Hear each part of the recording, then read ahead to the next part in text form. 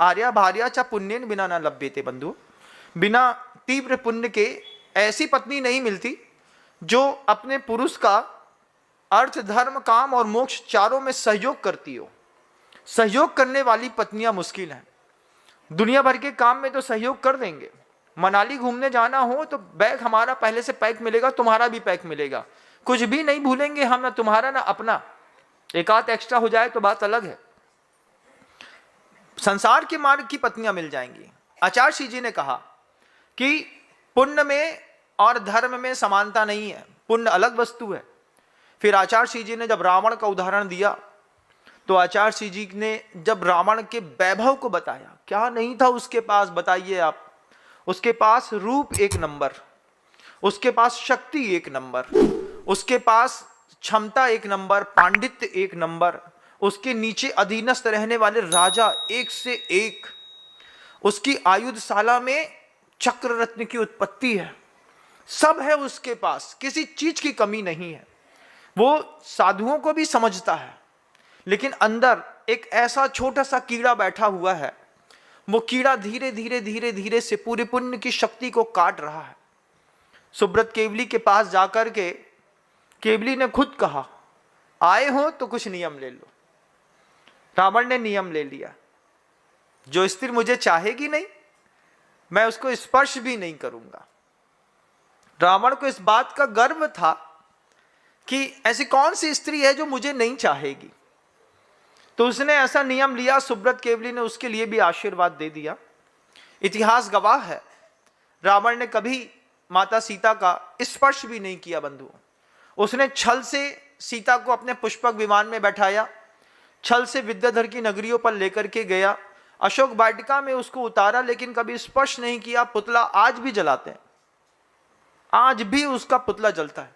अभी कुछ दिनों बाद दशहरा आएगा, दुनिया भर के लोग दशहरे में रावण के जलने की अनुमोदना करने के लिए पहुंच जाएंगे।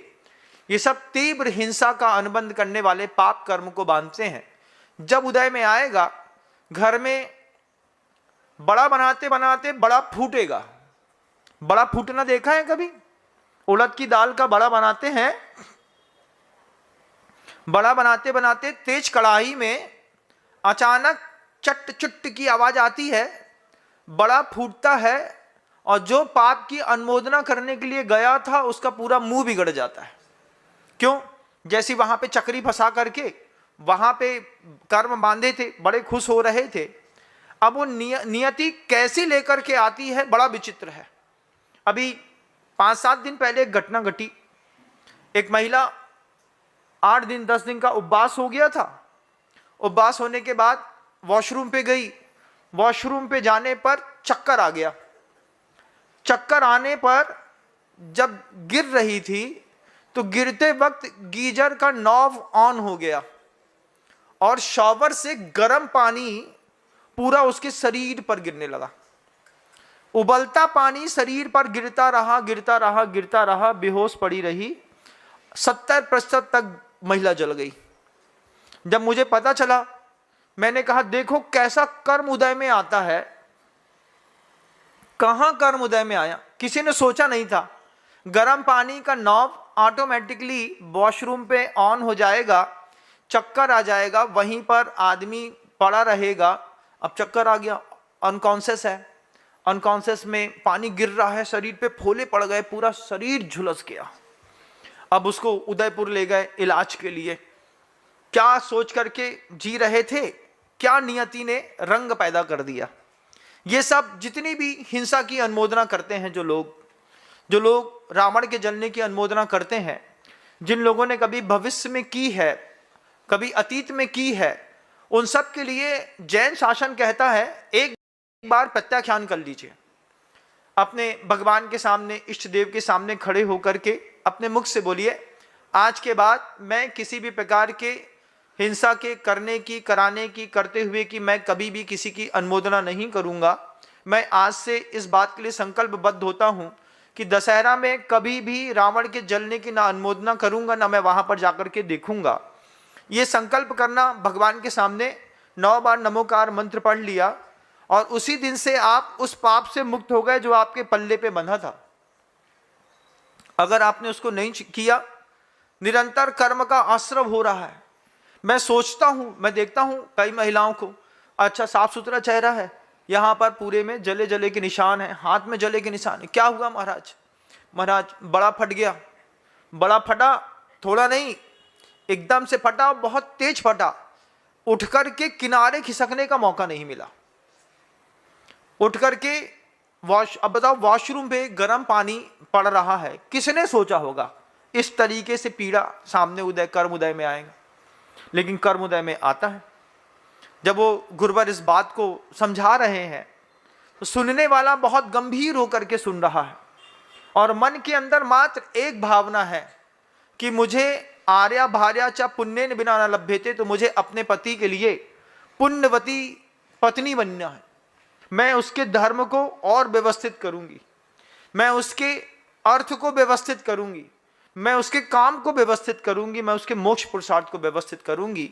महिला सुन करके अपने परिवार के लिए धारणा बना रही है। धारणा बना करके अंदर वो भाव चल रहा है कि ये क्या करते हैं और गुरुदेव कैसा कहते हैं। गुरुदेव ने जब कहा कि पुण्य देखो, रावण का देखो, राम का देखो, लेकिन राम का सातिशय पुण्य है, और इतनी संपत्ति होने के बाद भी सामान्य पुण्य है।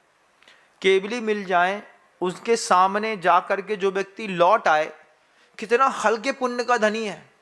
यहां तो एक सामान्य साधु के सामने से हटने का मन नहीं करता, लोग कैसे केवली के सामने से वापस लौट जाते होंगे। फिर आचार्य श्री जी कहते हैं, सिर्फ धर्म को ही नहीं, पत्नी वो है जो व्यक्ति के अर्थ पुरुषार्थ में भी सहयोग करती है।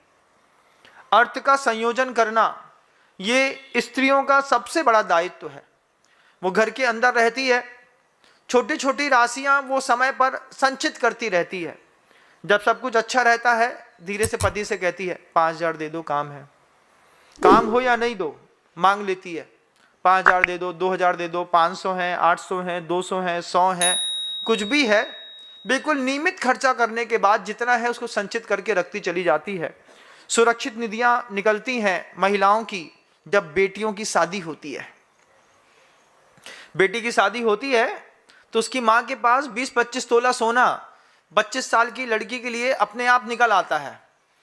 इतना कहां से लाए?